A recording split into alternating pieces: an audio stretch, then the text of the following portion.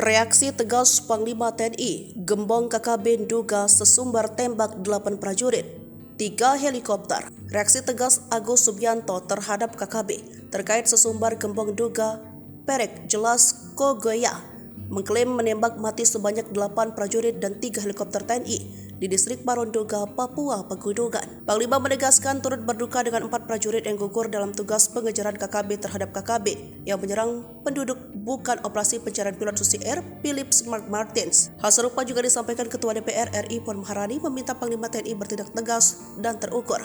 Seperti diketahui, 4 prajurit TNI yang gugur merupakan Satgas Yonif Mekanis Raider 411 Pandawa Komando Cadangan Strategis TNI AD. Prajurit yang dilengkapi dengan kemampuan tempur khusus, yakni Praka Yipsan Ladau, Bawen Kabupaten Semarang, Praka Anumerta Dwi Bekti Probo Siniwoko, Sambirjo Jiwan Kabupaten Madiun, Prada Darmawan Cicahem, Kira Condong Kota Bandung, Pratu Miftahul Firdaus Wonosogoro Kabupaten Boyolali. Sementara itu, TPNPB Dugama di bawah pimpinan Perek Jelas Kogoye dalam rilisnya Senin 27 November 2023 mengklaim menembak mati sebanyak 8 prajurit TNI di distrik Paro, Duga, Papua Pegunungan. KKB mengklaim mereka sudah memantau TNI yang menyerang KKB di jalur pos penjagaan tersebut dan pasukan khusus TPNPB melangsungkan serangan. Menurut Jelas Kogoye, pasukannya tidak ada yang korban maupun luka-luka. Kami lolos dari serangan tiba-tiba yang dilakukan oleh Kopassus akunnya.